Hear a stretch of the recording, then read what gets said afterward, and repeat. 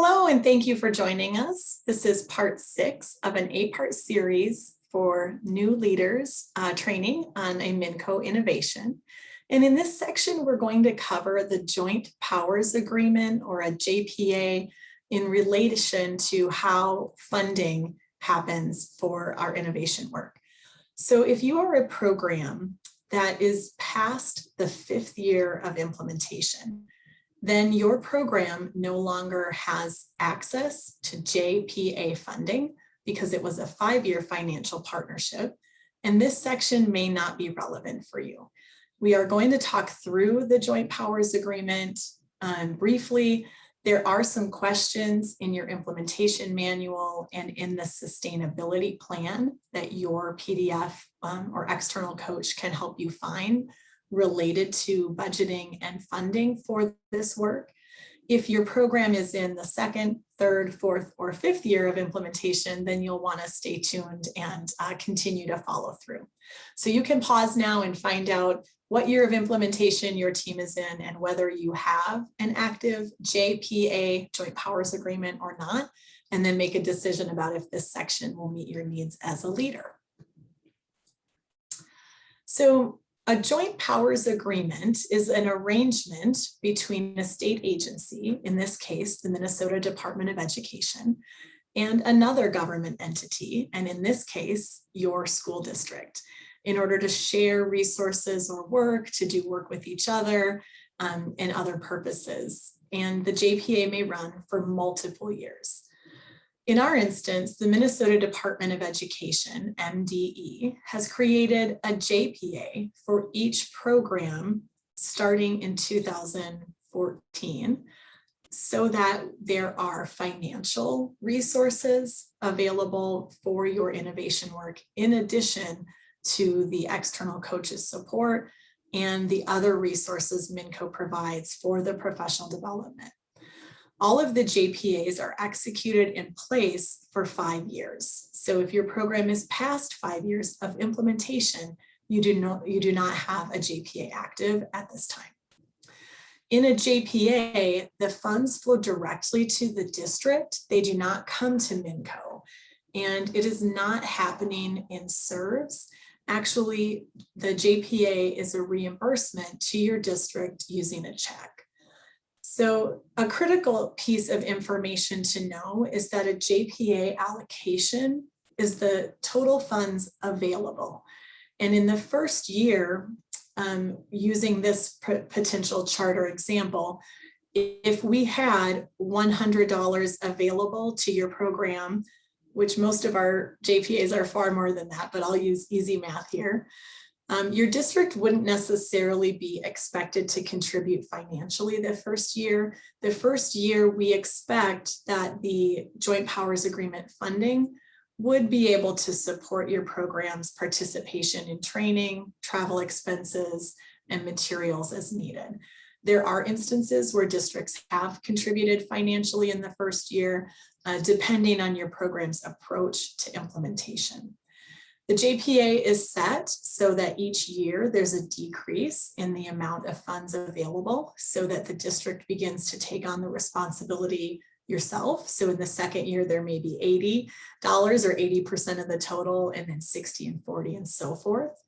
The one thing that is worthwhile to consider is that even in year 5, we don't expect that the amount of financial contribution needed will remain the same for 5 years. Most of our programs in the course of this work have noticed that years 1 and 2 or 1, 2, and 3 have more financial need as we are training and coaching up most of our staff.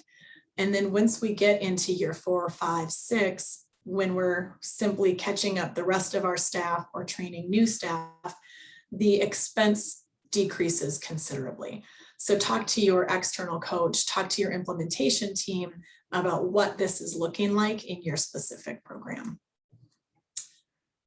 If you are using a current Joint Powers Agreement, the Joint Powers Agreement may be a document you want to find for your program so that you can read through the allowable expenses. JPA is not a grant, so you will not be reimbursed all of the money that you have available.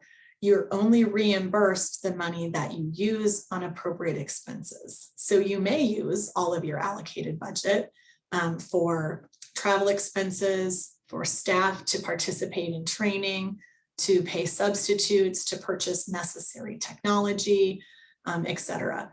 Or you may not. You may not need all of that money to remove barriers in your program, and that's okay. The money will then be funneled back into the early childhood special education department and used appropriately from there. You really aren't losing money. We're just only using what's needed to break down those barriers. So in your implementation manual, I went to the eQuip site, the implementation team tab. Now I'm on the Joint Powers Agreement section. And in this section, there's an overview that can be helpful to look at. We have the frequently asked questions document here and the potential use of funds. Anything that is on this list is pre-approved. If you have an idea or a question to purchase something not on this list using JPA funds, first you should refer to the JPA itself.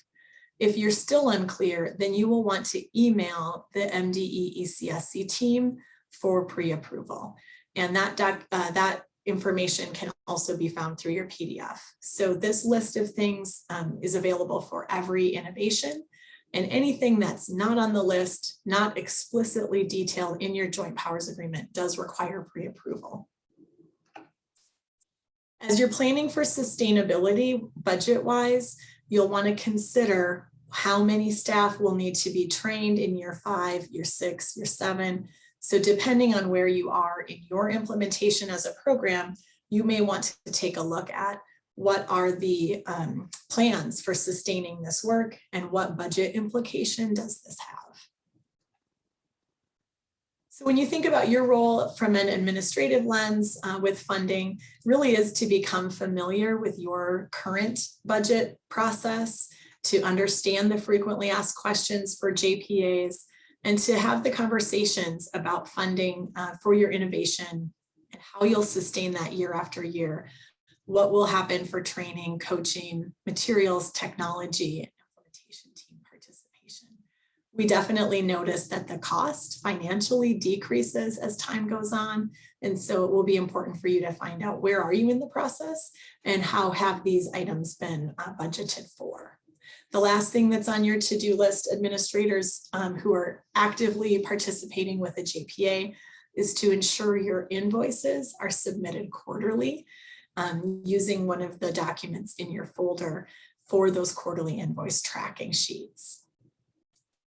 So here's where we'll pause again, finalize this recording, and take your time working through any of the questions you have with an existing administrator, maybe your external coach or someone on your team, understanding what year of implementation is the program in.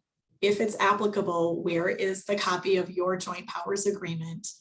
How have JPA funds been tracked in the past? What's the budget coming up? What do you know about how funds have been spent and what things look like for this next year? And just knowing how can you get more information and deepen your understanding about the JPA, the Joint Powers Agreement, and budgeting in your program. And thank you for participating.